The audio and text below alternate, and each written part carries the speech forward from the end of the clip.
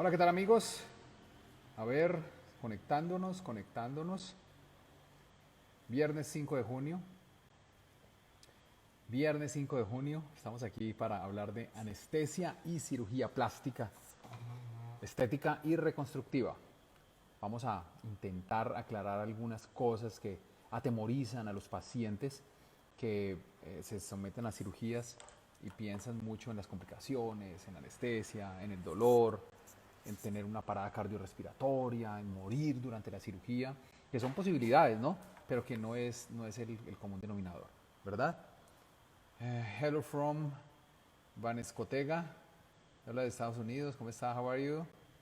Ok, hola, tudo bem? Los brasileiros, hola, los colombianos, venezolanos. Leonila Tombé, mi escudera, mi mano derecha, está por ahí. Carito, ¿cómo estás? Claulu, ¿todo bien? ¿Cómo estás? Te saludo. ¿Cómo vas? Bueno, muy bien. Viernes 6 de junio de 2020. Continuamos en cuarentena, con restricciones de movilidad, con restricciones de trabajo. El gobierno colombiano ha estado liberando mm, algunas áreas de la industria para que comiencen a trabajar y la economía se mueva y no muera en nuestro país. Bueno, muy bien. Un saludo muy especial a todos mis seguidores. Hay 26, vamos a esperar que conecten un poco más. Anestesia en cirugía plástica y reconstructiva. Vamos a hablar de los tipos de anestesia, vamos a hablar de las complicaciones de anestesia. ¿Por qué no? Vamos a responder muchas dudas al final y espero que hayan hecho las preguntas todos estos días, ¿no? Ok, late 2001, Luces Matt. ¿Cómo estás, Luces? Saludo, hola, hola, hola. Bueno, muy bien. Entonces, la doctora eh, Vicky Ospina, ella es de Tuluá, una ciudad cercana a Cali, una ciudad del Valle, y ella es anestesióloga y tiene muchos años de experiencia en anestesia para cirugía plástica. Hay una anestesia que es regional, que la utilizamos mucho en el Valle, mucho en Cali, más que en otros lugares del país. Es nuestra favorita, tiene amantes y detractores y vamos a hablar mucho hoy de los bloqueos epidurales bajos, epidurales altos. Me escribieron algunos seguidores que no tienen cómo estar conectados a esta hora, ya el día, la hora, pero estos en vivos los estamos colgando en nuestro IGTV para que ustedes los puedan ver después y que no tengan que hacer las mismas preguntas, puedan alimentarse y retroalimentarnos con las preguntas. Bueno, yo quiero ver a la doctora Vicky. ¿Dónde estará Vicky? Estoy pendiente de ella para agregarla. A ver, Vicky, si me estás oyendo, escríbeme un texto ahí de hola para agregarte, por favor. A ver, muy bien. Ok. Entonces tenemos muchas preguntas como para el proceso de biopolímeros, para el procedimiento, si se utiliza anestesia epidural, si se tiene que colocar anestesia sobre la espalda, si la anestesia afecta el cerebro con el tiempo, si se pueden hacer anestesias consecutivas, cuántos días, cuántas semanas, cuántos meses, si es malo. Doctor, se me cae el pelo después de la cirugía o de la anestesia. Es malo para la salud la anestesia. Todo eso lo vamos a comentar con la doctora. Los síntomas cuando te la ponen y cuando está pasando el efecto. A ver, la doctora Vicky Ospina. La doctora Vicky Ospina, a ver, déjenme escribir aquí para invitarla.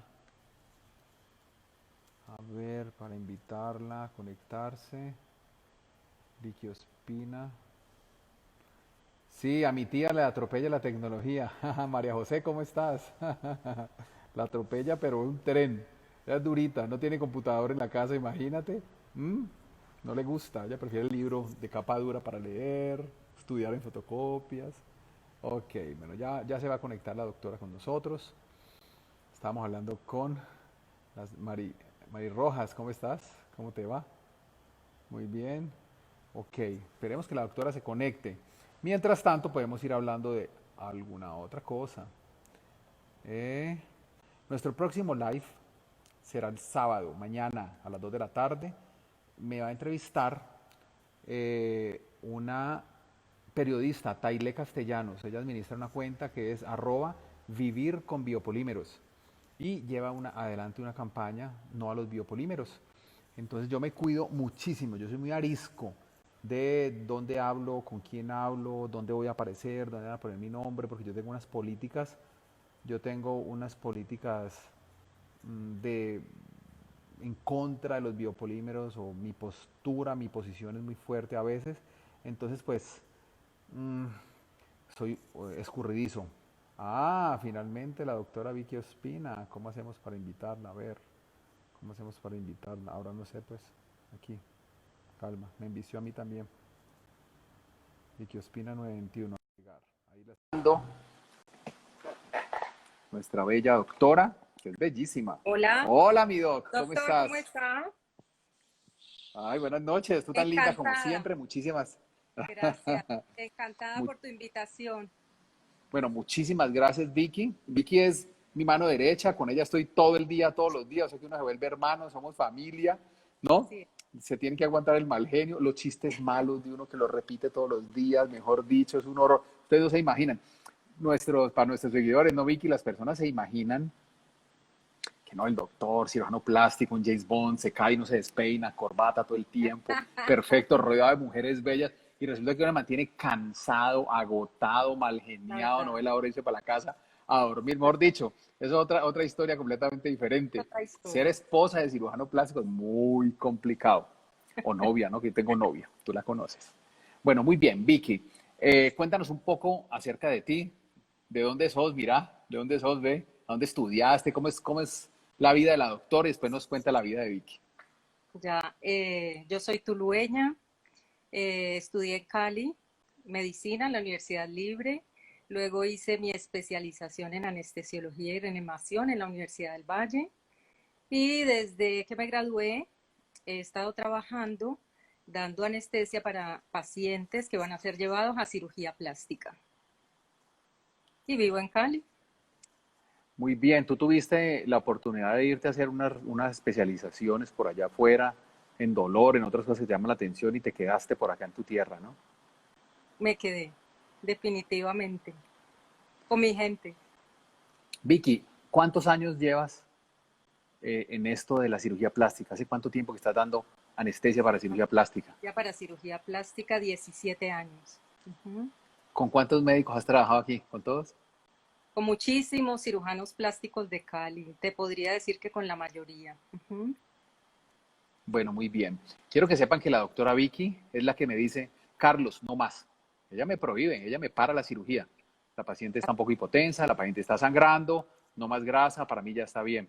Pero también es la que me dice, ay no, ponerle un poquitico más de grasita en la colita, ella quería más, ella como es mujer, tiene esa sensibilidad femenina, ella habla con las pacientes mucho antes y después de las cirugías, los que están, nuestras pacientes que están ahí conectadas lo saben, y ella es la que me traduce mucho mejor eso, sobre todo en los senos.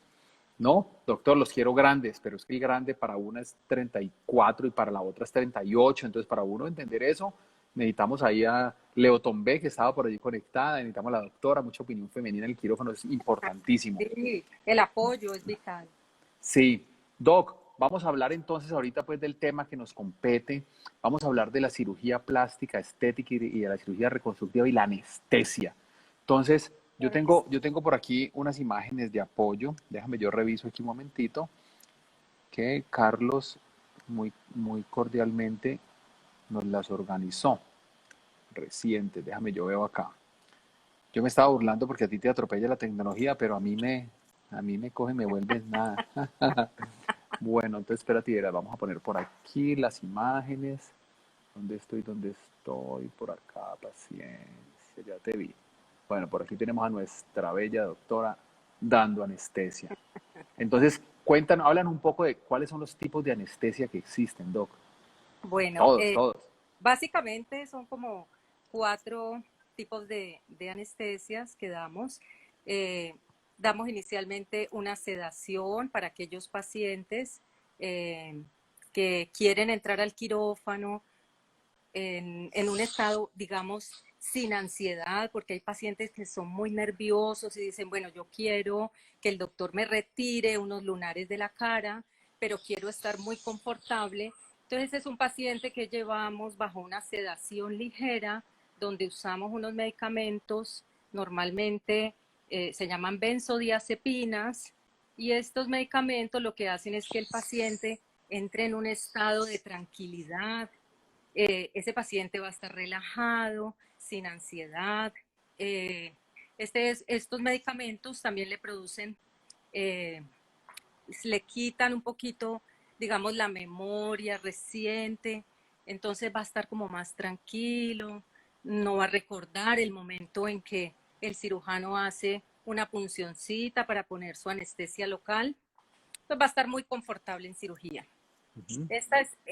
También tenemos la anestesia general, donde el paciente pues pierde todas sus funciones ventilatorias, nos toca mantenerlo con una máquina de anestesia para que haga las funciones ventilatorias. Él pierde la conciencia, entonces nosotros vamos a tener que mantener todos sus signos vitales constantes. Eso lo hacemos bajo un estricto control con unos aparatos electrónicos excelentes que hay en la actualidad para poder hacer un control exhaustivo de este paciente.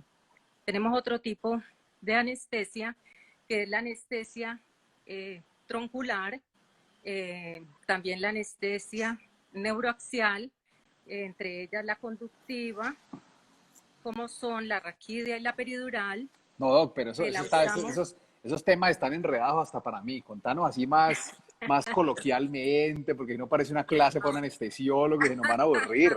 Contanos, Está entonces, bien, empezamos está con que bien. a la paciente la sedan. ¿Qué La es sedar? Le dan sedamos, un medicamento la que dice que se llama dormimos. benzodiazina, no sé qué cosa, y eso le da una borracherita. Yo me acuerdo a una hermana mía, le hice un procedimiento, mi hermana mayor, Adriana, y ella vive en Estados Unidos, es medio gringola ya, y me decía, oh my God, Carlos, esto es lo mejor. Oh my God, es una taraba que le dio el medicamento. Es para que ustedes sepan que el ingreso, la entrada al quirófano no es una cosa terrible. Eso les quita el miedo, las pone chévere, relajadas. La mayoría de las pacientes no recuerdan nada, les da amnesia, no recuerdan esa cosa fea, nada, están tranquilas. Y ahí sí, la doctora entra en acción y le puede dar, por ejemplo, anestesia local. Doc, ¿qué es la anestesia local? La anestesia local, básicamente, en ella lo que usamos es, como su nombre lo indica, una anestesia local que bloquea el nervio, la transmisión nerviosa, entonces el paciente no va a sentir dolor. Esto se hace pues instilando el medicamento en el sitio que se va a trabajar.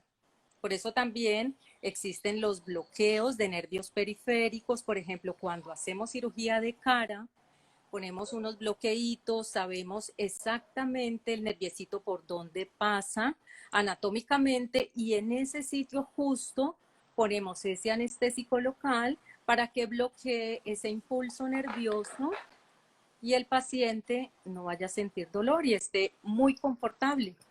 Doc, así como para que ellas caigan en cuenta, anestesia local es la del odontólogo, que con un chuzoncito ya le duermen a uno toda el área y le trabajan y le arrancan el apellido a uno por ahí y no le duele.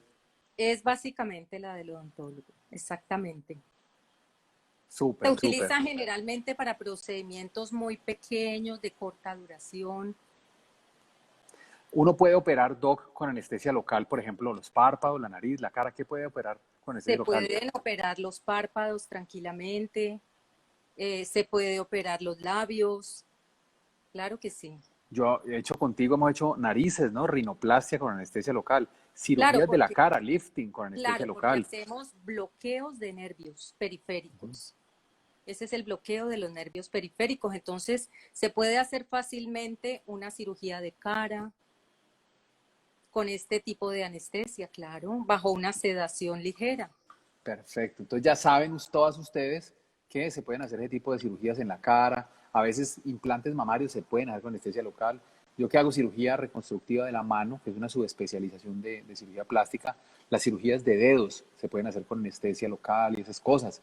Bueno, y entonces, a ver, esa es Marcela Reina. ¿Cómo estás, Marcela, mi vida? ¿Cómo te va? Marcela, yo la filmé en cirugía borrachita cantándonos rancheras. ¿Sí te acuerdas? Sí, Haciendo sí, claro. ¡hija! Y ahí en México y en su Marcela, reconstrucción. estaba Marcela muy Reina. confortable en cirugía, se sentía tan bien que cantaba rancheras. Sí, hermosísima, mejor dicho, eso nos tuvo con una serenata.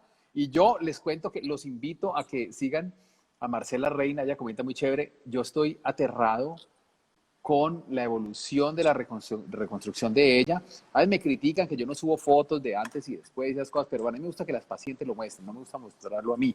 No me siento cómodo haciéndome propaganda de esa manera, porque si hay una paciente que está fea en su reconstrucción que yo le hice, pues yo no la voy a mostrar, eso no es bueno para comercio. Pero si es la bonita y la muestro, no le estoy mostrando el resto. Pero Marcela, yo le tomé un pantallazo. Marcela subió una foto en que quedó lindísima y yo le puse a Marcela, ¿tú le hiciste algún filtro a la foto? Y yo le tomé un video, no, doctor, se lo juro que no la retoqué nada de mi foto. Y en estos días subió otra más bonita todavía. Entonces, Marcela, te felicito porque está hermosa. Los invito a que la sigan por ahí. Bueno, Doc, continuemos. Ya hicimos anestesia local y ya hicimos sedación y ya vimos qué cirugías podemos hacer con local. ¿Qué complicaciones pueden haber con una anestesia local? Por ejemplo, ¿qué complicación le puede pasar a un odontólogo? Bueno, puede haber lesión del nerviecito periférico, ¿no? Si se inyecta directamente en el nervio, puede haber una lesioncita, pero lo que hay claro en anestesia es que las complicaciones realmente son mínimas. Para que pase esto es exageradamente raro. Aquí nos está haciendo una pregunta un seguidor, el doctor Sebastián Cárdenas. ¿De dónde eres, doc? Él pregunta que qué piensan de la anestesia local tumescente con la solución de Klein que están utilizando en liposucción. Déjame, ¿me dejas responder esa pregunta a mí, doc? Bueno, Sí, claro. doctor Sebastián, el doctor Klein fue un dermatólogo, él no fue anestesiólogo ni plástico. Él hizo una mezcla para ponerle anestesia en unas concentraciones altas que son tóxicas pero el paciente ni hace, ni convulsiona, ni se muere ahí, ¿verdad? Y lo hacen en muchos lugares y entonces le hacen, en los consultorios, hacen cirugías grandes y no en el quirófano. Y tenemos, si te fijas, Doc, y buscas complicaciones por lipoaspiración con anestesia local, la anestesia tiene una característica, tú la pones en el lugar y van bajando los niveles y a las 6 horas ella recircula en la sangre. Cuando te la ponen, a ti te puede dar sabor metálico o algo, hiciste una intoxicación y puedes convulsionar, hay que utilizar lipofundin, no sé qué, te estoy quitando el tema a la doctora, pero a las 6 horas puede volver a recircular. A las 6 horas el paciente está en la casa y es a las 6 horas que se presentan las muertes post liposucciones hechas con anestesia local cuando el paciente ya está en la casa. Entonces siempre anestesia es con anestesiólogo y cirugía plástica es con cirujano plástico. Doc, ¿qué opinas? Exactamente. Nosotros definitivamente no instilamos anestésicos locales en nuestras soluciones para lipoescultura. Realmente nunca las usamos, de hecho, ¿no? No estamos de acuerdo con ello. Exacto. Bueno, mi doc, entonces vamos continuando por acá, a ver qué otra imagen tengo por aquí para compartirles, para que hablemos de la que sigue, que sería la anestesia no del pedacito, sino de toda una región, que es la anestesia regional, ¿verdad? Sí, Bueno, podemos poner anestesia regional, eh, conductiva, regional puede ser también troncular, puede ser bloqueando, por ejemplo, aquellos pacientes que van a ir a cirugía ortopédica, que requieren el bloqueo de un nervio axilar, por ejemplo, para que todo el brazo esté completamente anestesiado. También la usamos, en ortopedia se usa muchísimo también el bloqueo de nervios periféricos y usamos la anestesia neuroaxial, que entre ellas está la conductiva, que es la raquidia, y la peridural, que es la que más usamos nosotros en nuestros ahí procedimientos. tenemos una fotografía, Doc. Entonces, a veces hemos subido unos videos donde tú estás dando anestesia, la paciente está ahí acostadita y tú le pinchas la espalda. Ahí, mira, esta foto. Cuéntanos Sí. para qué la posición, qué es lo que le vas a hacer a esa paciente. Bueno, básicamente para colocar la anestesia epidural, eh, nosotros, primero el paciente tiene que estar en una posición confortable, debe inicialmente colocársele toda la monitoría para poder evaluar su presión arterial, su frecuencia cardíaca, su saturación de oxígeno. Luego el paciente lo sedamos para que el paciente esté muy confortable. El paciente generalmente no tiene recuerdo de este pinchazo. nosotros iniciamos poniendo con una agujita muy pequeña, empezamos a instilar un anestésico local en la piel, luego seguimos poniendo ya en los tejidos más profundos y luego pasamos una agujita que nos va a ubicar el espacio donde tenemos que llegar, que es el espacio epidural, donde tenemos que llegar para colocar la anestesia, para que allí el anestésico me ejerza la acción que yo necesito que ejerza, que es hacer el bloqueo de los nervios periféricos de acuerdo al lugar donde yo la ponga y para la cirugía que yo necesite.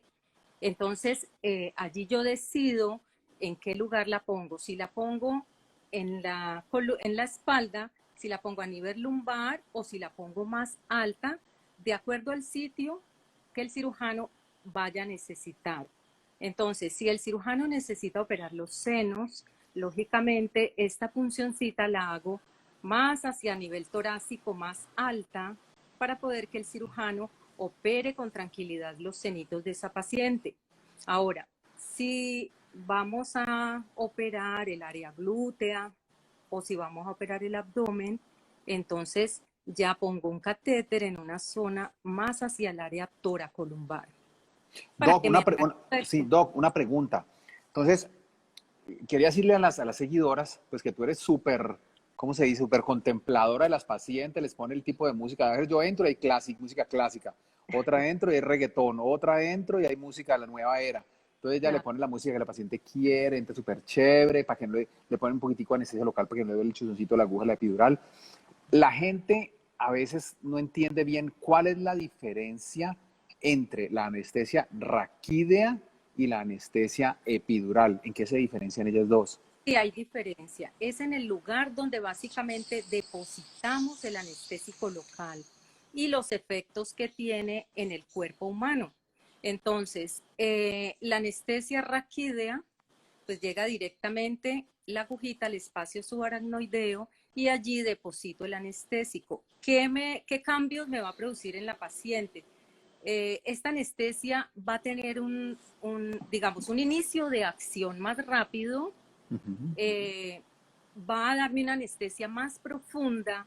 Entonces, a veces, por ejemplo, cuando necesitamos hacer una cirugía de retiro de biopolímeros glúteo, una cirugía abierta, que muchas veces el biopolímero ha ido incluso hasta regiones profundas, esta anestesia nos permite que el paciente con tranquilidad no sienta dolor y tenga un poquito relajadito el músculo glúteo. Y en la peridural o epidural, como llamamos, es exactamente al espacio epidural que llegamos y allí instilamos el anestésico local. ¿Qué ventaja tiene la epidural sobre la raquídea? Digámoslo así, que con la anestesia epidural yo tengo la posibilidad de dejar un catéter epidural en esa zona para yo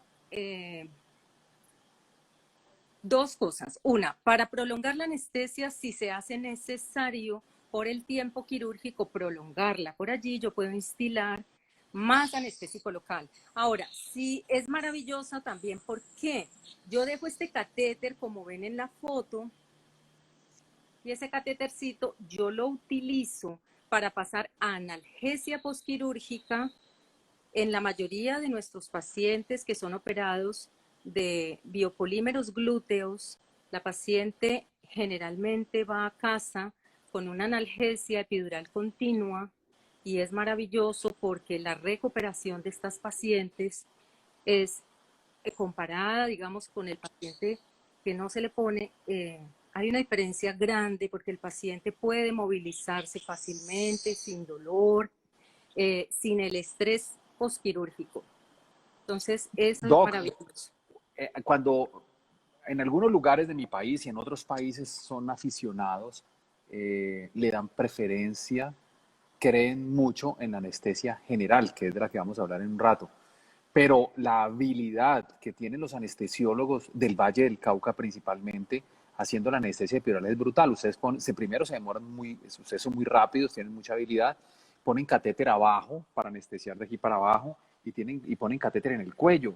cuando uno le hace la lipoaspiración en el brazo a la paciente la tiene anestesiada. Eso es una maravilla. A mí personalmente me encanta la anestesia epidural porque desde el punto de vista tromboembólico, de trombosis, esas cosas, y desde el punto de vista de dolor postoperatorio, como lo menciona, es fantástico. Esa manguerita que tú les pones está conectada a una bomba, para que ustedes entiendan, está conectada a un aparatico digital que cada X minutos le pone un poquito de anestesia ahí. Entonces el dolor postoperatorio es mucho más fácil de manejar, mucho más controlado y es mucho menor. Es una calidad de vida. Las pacientes me dicen, porque tienen que pagar una platica adicional por ese tratamiento, ¿no? Entonces me dicen, doc, ¿la uso o no la uso? Yo le digo, es calidad de vida. El no sentir dolor no tiene precio. Eso no tiene precio, ¿verdad? No tiene precio, no hay cómo. Y entonces, doc, ¿cuáles son las complicaciones más frecuentes? No todas, pero ¿cuáles son las más frecuentes en anestesia epidural o raquidia? Realmente yo sé de la angustia de nuestras pacientes. Muchas dicen, yo no me he operado por miedo A la a anestesia. quedar inválida, por ejemplo. Yo no me he operado por miedo a morir. Realmente lo que debo decirle a las pacientes es que las complicaciones en anestesia realmente son muy bajas. Si la anestesia es dada por un anestesiólogo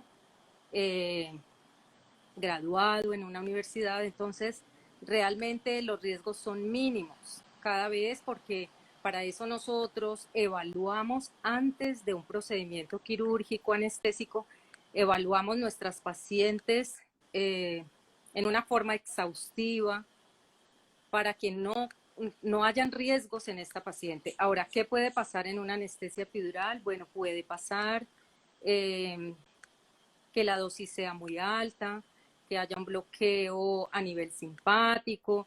Generalmente lo hay un poquito de bradicardia, un poquito de hipotensión, pero todas estas variables son manejables con los medicamentos que nosotros conocemos como vasopresores, y esto no es una complicación, digamos, esto que es secundario a la anestesia es manejable, ¿no? Ok, perfecto. ¿Qué pasa con el dolor post-anestésico, dolor de cabeza, la cefalea post-raquidia? Cuéntanos de eso. Puede producirse una cefalea pospunción dural, pero generalmente se produce cuando utilizamos unas agujas demasiado grandes. Esa es la realidad. Hoy en día utilizamos unas agujas demasiado finas, unas agujitas en punta de lápiz que realmente no nos van a dejar que el paciente sienta esta cefalea. Puede producirse dentro de las primeras 48 horas, pero como todo en anestesia, tiene también su manejo. Entonces, es manejable también, ¿no? Ok, perfecto. Hay una pregunta que nos hacían acá, que es que si el paciente está dormido durante el procedimiento de retiro de biopolímeros. ¿A qué paciente, a pesar de que está solamente anestesiada de aquí para abajo, acá arriba está despierta? ¿Qué pacientes duermes? ¿Qué paciente no La, duermes? ¿Cómo les va? no, la verdad, si generalmente sedamos nuestras pacientes. ¿Por qué? Lo primero es que el paciente tiene que sentirse confortable, el paciente tiene que tener un nivel de ansiedad mínimo. ¿Por qué?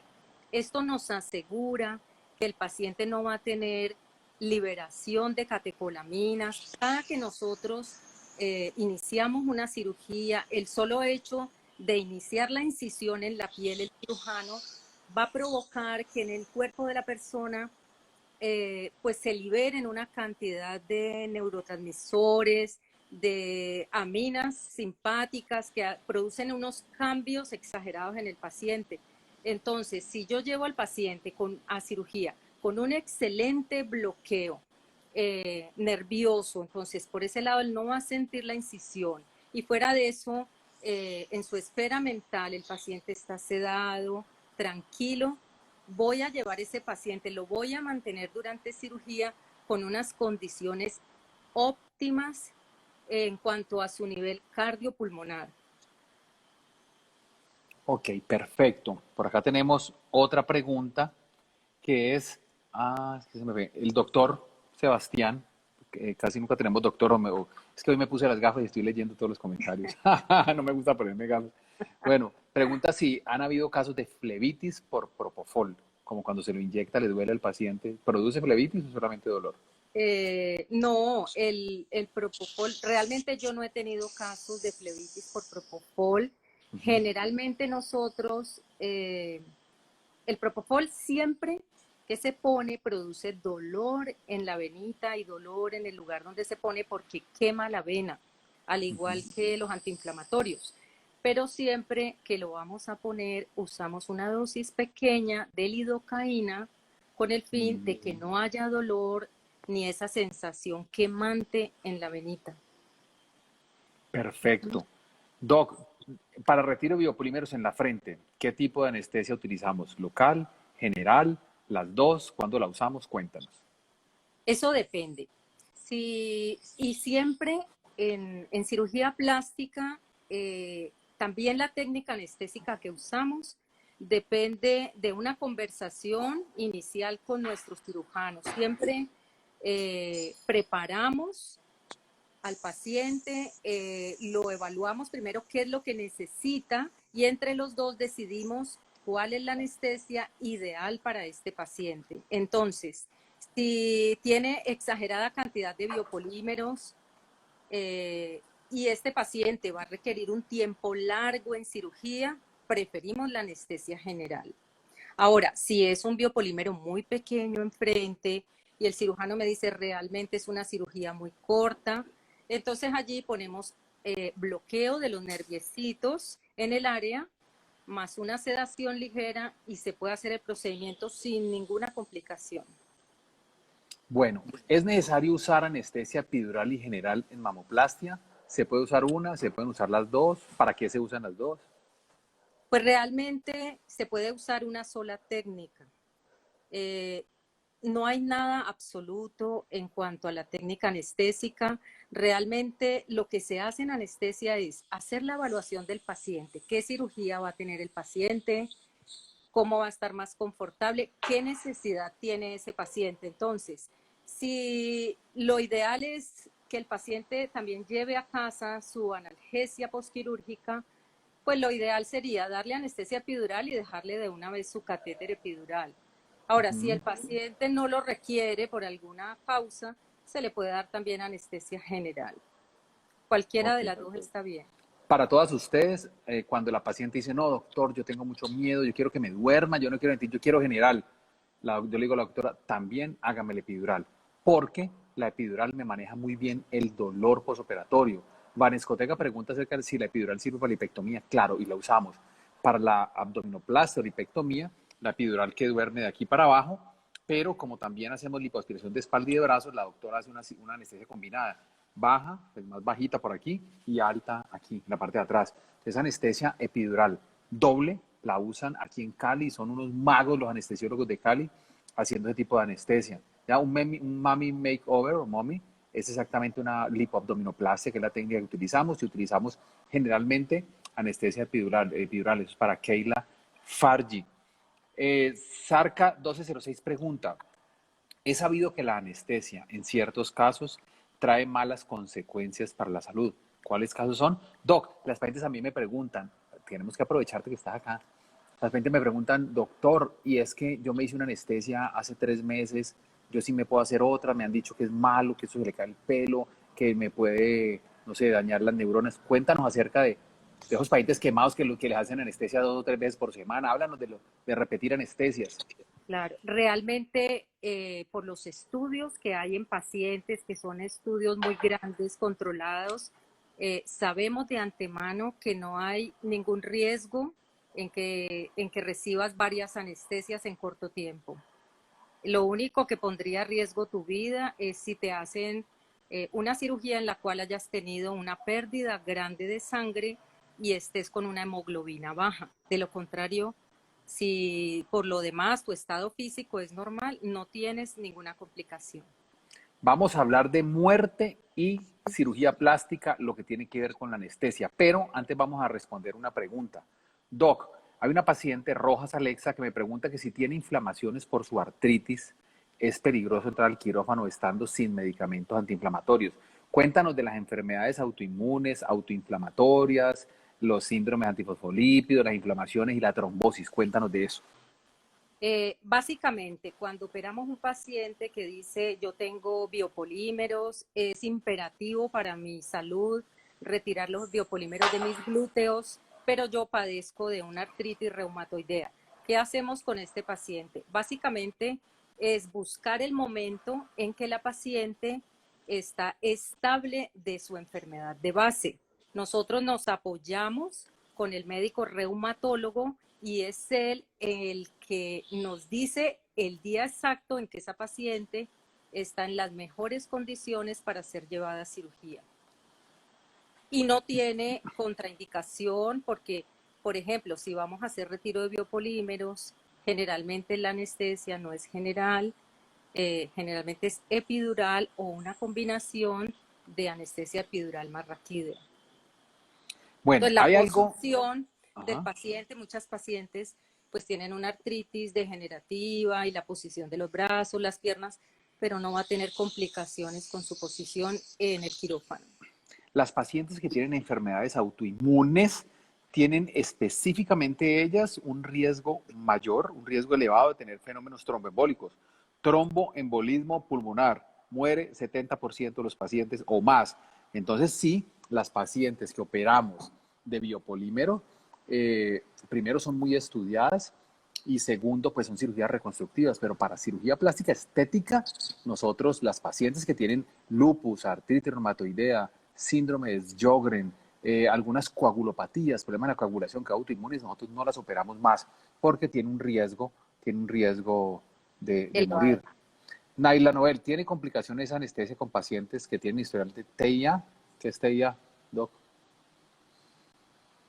No sé a qué se refiere con TIA. Naila Noel, cuéntenos qué es TIA. Cuéntanos para responder tu pregunta. Doc, entonces, yo quiero que todos ustedes sepan que el héroe en el quirófano cuando hay un problema es la doctora. Nosotros los cirujanos parecen como miedosos, nos hacemos a un lado, porque quien mantiene vivo al paciente en el quirófano es el anestesiólogo. Por eso, no permitan que les hagan una cirugía en un consultorio, por Dios del cielo, donde no hay un anestesiólogo. Entonces le van a hacer una lipolite, le van a hacer una brisa, una qué sé yo de estas en un consultorio, donde les ponen unas grandes cantidades de medicamento. Si la paciente hace ni siquiera un paro, una depresión respiratoria, ahí queda. Y uno mira para los lados, yo no me preocupo, yo no me estreso. El ángel de la guarda de todas ustedes es Bea, ella que está allá abajo, la doctora Vicky, es la que las cuida porque yo no me encargo de nada, hace poco de máquinas que miden el cerebro, mil cosas. Doc, hablemos cómo es que nosotros hacemos para llevar una paciente en buenas condiciones a cirugía. ¿Qué exámenes les pides? ¿Qué significan esos exámenes? ¿Por qué es que les pedimos tantos exámenes? Sí, siempre que una paciente va a ser llevada a cirugía, debe imperativamente hacer su consulta con el anestesiólogo. ¿Por qué? Allí nosotros vamos a evaluarte tu historia clínica, vamos a detallar cada órgano y sistema tuyo, vamos a evaluar cómo está tu sistema cardiovascular, pulmonar, gastrointestinal, hasta tu sistema, toda tu piel, tu sistema dermatológico, endocrino, absolutamente todo. Urinario. La Urinario, doctora es una tesa en urología. neurológico. Sí, evaluamos exactamente. Siempre que va a ser un paciente llevado a cirugía, evaluamos al máximo todos los sistemas del cuerpo para que el paciente vaya en óptimas condiciones. Si un paciente me dice, doctora, es que yo soy hipertensa, yo podré ir a cirugía, puede ir a cirugía siempre y cuando la enfermedad esté debidamente controlada. ¿Y qué opinas que nos están preguntando aquí de los pacientes con diabetes? Anestesia en cualquier cirugía plástica. Realmente nosotros, pacientes diabéticos, no operamos. Nuestros pacientes diabéticos son pues dulces para las complicaciones. Tienen una predisposición exagerada a las complicaciones, ellos tienen alteraciones en toda su microvasculatura. Entonces, todo esto, es decir, todos sus sistemas realmente están afectados en cuanto a la parte vascular. Entonces nosotros estos pacientes realmente los evitamos. Doc, ahí nos aclaró la paciente que fue un accidente isquémico transitorio. ¿Cómo manejamos los pacientes que han tenido un evento isquémico transitorio? Bueno, si lo ha hecho antes de la cirugía o Sí, sí, antes. realmente estos pacientes tienen que ser muy bien estudiados, averiguar cuál fue la causa que llevó a este paciente a este evento isquémico. Es un paciente que definitivamente para entrar a cirugía tendríamos que llenarnos de muchos motivos para llevarlo a una cirugía plástica, por ejemplo.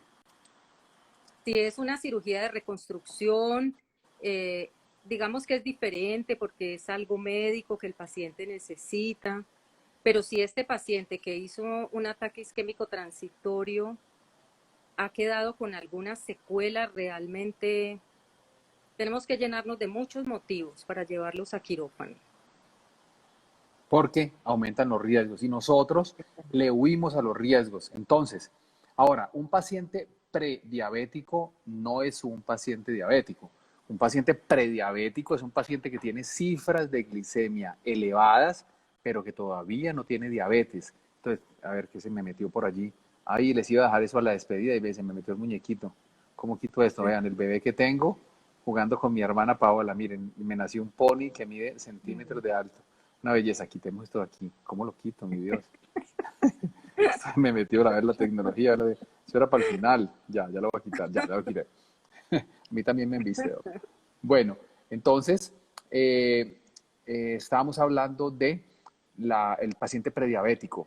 Entonces, cuando el paciente, sus tejidos se vuelven duros, ya no le hacen caso a la insulina y produce y produce y produce y no sirve, es como si no tuviera insulina. Entonces, ustedes han escuchado hablar de paciente insulinodependiente, le tienen que poner insulina al que no tiene, pero hay unos que tienen insulina pero no les sirve, resistencia periférica a la insulina. Llega un momento que ya son diabéticos, entonces llama síndrome X o síndrome metabólico o es un paciente con inflamación crónica persistente. ¿Te acuerdas que escuchamos esta semana? Fue que yo con la doctora no hacemos sino escuchar conferencias de médicos en toda la cirugía, nos mantenemos ahí creciendo espiritualmente también. Y hablaba un médico, y te acuerdas que te dije la semana pasada, me encantó ese término. La obesidad es un paciente que está enfermo, inflamado, ¿no? Ya no se debería decir obesidad, sino inflamación crónica. Bueno, nos preguntan acerca de, ay, doctora, vea, un paciente con nódulos benignos en la tiroides, ¿es obstáculo para la cirugía? No, realmente, si este paciente por ecografía y por biopsia aspirativa te dice el endocrinólogo que es benigno y si tienes tus niveles de TSH, que es hormona estimulante del tiroides, dentro de lo normal no vas a tener problema. Aún así fueras, por ejemplo, hipotiroidea, si estás controlada, si tomas el medicamento y estás controlada, puedes ser llevada a cirugía. Doc, ¿cómo es una valoración prequirúrgica contigo? ¿No? Yo le pido un pocotón de exámenes y tú las citas allá a los Claro. quirófanos donde operamos o algo y ¿qué le examinas? Cuéntanos cómo es esa Claro. experiencia. Esa visita preanestésica se puede hacer días o semanas antes o incluso se puede hacer telefónicamente y el día de la cirugía también se evalúa la parte clínica. Eh, Como te decía antes, evaluamos todos los sistemas, hacemos exámenes de laboratorio básicos, que son una analítica completa de sangre, es un hemograma que te va a evaluar cómo está tu hemoglobina, cómo están tu recuento de glóbulos blancos, de glóbulos rojos, cómo están tus plaquetas, evaluamos cómo está tu funcionamiento renal, evaluamos tu creatinina, toda la función renal. Luego evaluamos cómo está tu tiroides, entonces hacemos una evaluación de tu hormona estimulante del tiroides. Evaluamos para prevenir que no vayas a estar embarazada y llegues al quirófano embarazada por todas las complicaciones que podría tener el bebé en una fase de pronto inicial del embarazo, del desarrollo del feto. Evaluamos a través de un electrocardiograma, hacemos una evaluación de tu corazón, si has tenido unas arritmias, si has tenido un infarto previo o si estás cursando con una isquemia reciente. Siempre también enviamos nuestras pacientes a la valoración con el cardiólogo para que sea él quien haga esta evaluación cardiológica exhaustiva en nuestras pacientes. Entonces nos aseguramos por todos los lados de que tú llegues al quirófano en óptimas condiciones físicas, de tus exámenes de laboratorio, y que mentalmente tú entres al quirófano tranquila, relajada, O sea, en las mejores condiciones. el primer filtro soy yo. Yo no tengo empacho en decir a una paciente que está muy gordita y no la puedo operar hasta que no adelgace. Ahí la mando donde el cardiólogo, que es una guadaña. Él es un filtro durísimo y termina en las manos de esta belleza, que es la doctora Vicky, que si tiene una alteracioncita en el parcial de orina, me cancela la cirugía. Y a veces a las pacientes no les gusta, se incomodan, su agenda y todo, pero no me dejan meter un paciente al quirófano si no está perfecto. Yasmín Jacobo, doctor, ¿se puede operar de biopolímeros si tiene lupus? Ya hablamos acerca de las enfermedades autoinmunes. Lo que pasa es que el lupus tiene que ver también con la inyección de biopolímeros, síndrome de Asia, enfermedades autoinmunes que aparecieron después de la inyección del biopolímero están relacionados. Entonces, por ese lado eso. Doc, los síntomas cuando te ponen la anestesia y los síntomas cuando está pasando el efecto, también me preguntaban acerca de los temblores y el frío. Cuéntanos de síntomas, cuéntanos de hipotermia, cómo la manejamos. Claro. Síntomas. Vas a sentir inicialmente, si ponemos una anestesia epidural o raquídea, pues lo primero que vas a experimentar es un calor en tus piernas porque hay una vasodilatación venosa, entonces vas a sentir calor en las piernas. Si es anestesia raquídea, pues lógico que al acostarte te va a costar mucho trabajo porque vas a tener un bloqueo tanto de tu parte sensitiva como de tu parte motora. Si tienes anestesia epidural, si ponemos una dosis que no sea tan alta, podrías tener solo pérdida de la sensibilidad, pero vas a poder moverte, vas a poder acostarte en la camilla sin problema. Con los medicamentos que usamos endovenosos, pues como vamos a usar sedantes, analgésicos potentes, puedes llegar a sentir un poco de mareo, un poco de sueño o mucho sueño, que es lo normal que vas a sentir. Y luego viene el frío. Siempre cuando un paciente está bajo anestesia, lógicamente que tiene un cambio en su temperatura corporal, el paciente va a perder su temperatura corporal porque está expuesto, está desnudo, está puesto sobre una superficie que está fría. El quirófano tiene unas paredes muy frías que hacen que le llegue a ese paciente el frío del quirófano. Entonces el paciente va a perder mucha temperatura. Entonces, ¿cómo lo manejamos para que esté en un estado óptimo? Siempre le ponemos a nuestros pacientes una manta térmica durante todo el procedimiento para que se encuentre también relajado, porque el calor hace que el paciente no esté estresado, sino que esté en unas condiciones tranquilas, relajado, sedado, anestesiado, entonces va a estar muy cómodo. Bueno, que después de dar a luz, de tener un parto, ¿cuánto tiempo se recomienda para una cirugía, doc? ¿Esperar cuánto tiempo y por qué? ¿Qué pasa con la coagulación? Cuéntanos de eso. Realmente, después de que una mujer tiene un bebé, siempre con el embarazo hay una serie de cambios metabólicos en el cuerpo. Hay cambios cardiovasculares, hay cambios en todos los sistemas y órganos del cuerpo de una paciente. Entonces, por estudios que se han hecho de la fisiología de una mujer.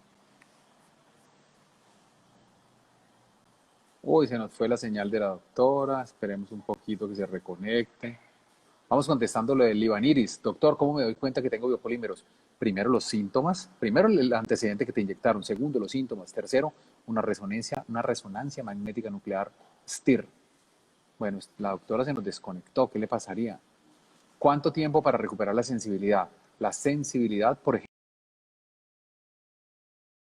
plastia o del colgajo de los glúteos, la doctora se nos salió. Vamos a volver a invitarla. Vamos a decir, la encuentro aquí. ¿Dónde está la doctora Vicky? Vicky, la estoy esperando. Esperemos que ella me vuelva a saludar por acá. Entonces resulta que la sensibilidad se puede recuperar semanas o meses después, hasta un año después, puede demorarse en tener sensibilidad de nuevo, ¿verdad? Existen áreas que fueron operadas donde nunca más va a volver la sensibilidad. Por ejemplo, las areolas de los senos. Las pacientes eventualmente pueden tener pérdida de la sensibilidad. No es frecuente, no es tan raro, pero no es tan frecuente, pero eso puede suceder. Y siempre le pregunto a la paciente, y les da mucha risa porque yo les grabo eso en la mente, les hago un chistecito, le digo, ¿qué tan importante es la sensibilidad en tus senos?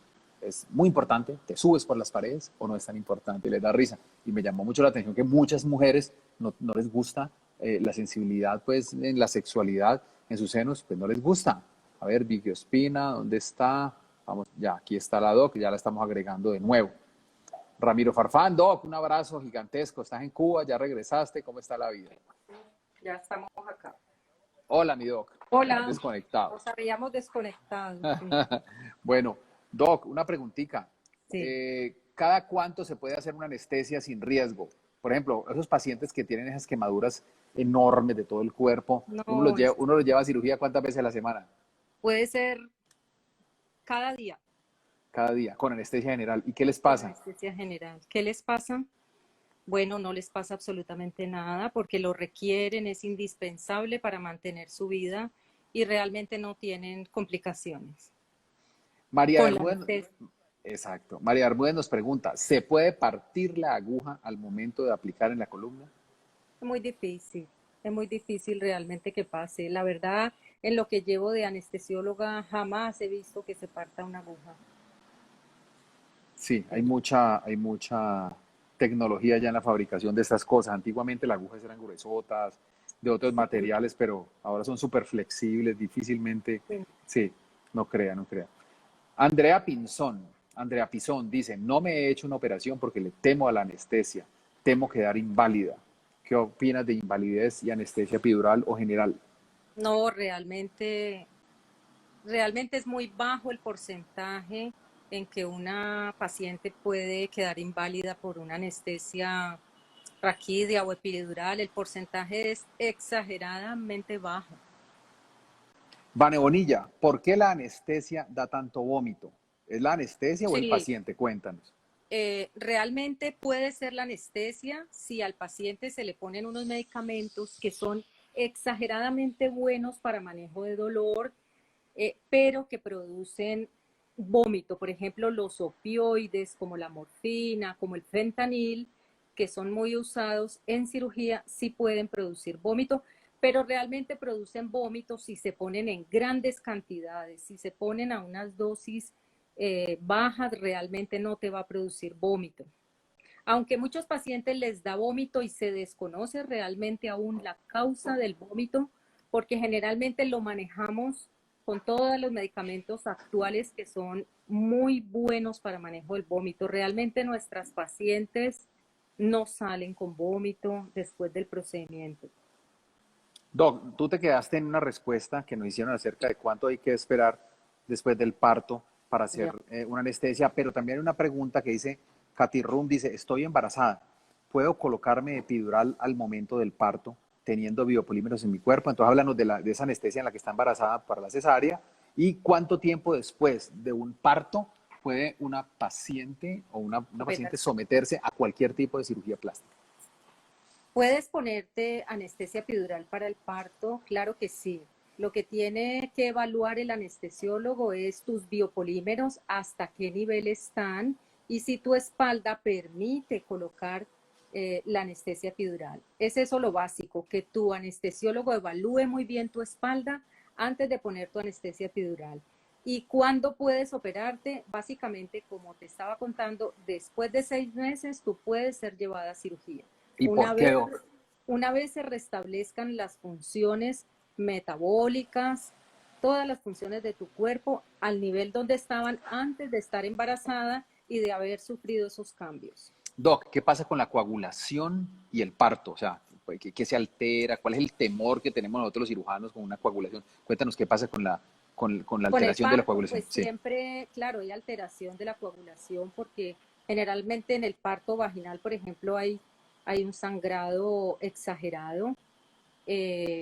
¿Pero qué dices tú del parto? Sí, que la coagulación se altera por el mismo proceso del parto Natural, y por el mismo proceso natural. exacto, y se demora unos meses en estar normal nuevamente. Entonces nosotros damos un plazo de 6 meses para hacer una cirugía bajo anestesia, donde nosotros ya estamos tranquilos de que no nos va a hacer un trombo porque tiene mayor tendencia a hacerlo después por su propio parto. Doc, tú que eres la dura en neurología, ¿qué tan frecuente es la retención urinaria en pacientes con bomba de analgesia? Realmente es muy baja. El porcentaje es muy bajo y si llegara a suceder, hay la posibilidad de cerrar la bombita de infusión de la bomba de analgesia. Entonces, digamos que sería algo transitorio y manejable, ¿no? Doc, cuéntanos, ¿quién inventó esa bomba? ¿Cuándo la usaron? Eso fue por los soldados de la guerra, yo estuve leyendo. Contanos cómo es la historia de esa analgesia para el dolor, esa analgesia que a veces le dejan meses a un paciente, una cosa de esas. Sí, esta analgesia se usa desde hace más de 20 años. Como tú dices, se empleó inicialmente en aquellos pacientes que venían de la guerra y tenían unos dolores neuropáticos severos. ¿Qué Entonces es, se vio qué es dolor neuropático? ¿Qué es eso? el dolor de la parte muscular y nerviosa de diferentes áreas del cuerpo.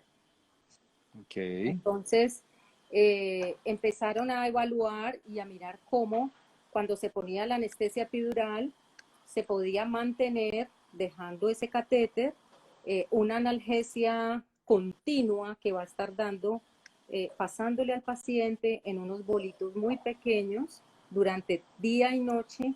Entonces se podía mantener una analgesia prolongada en estos pacientes.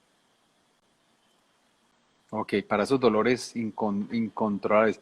Doutor Felipe Incontrolables. Tozaki, o cara, es el doctor que mais sabe de cirugía de biopolímeros no Brasil.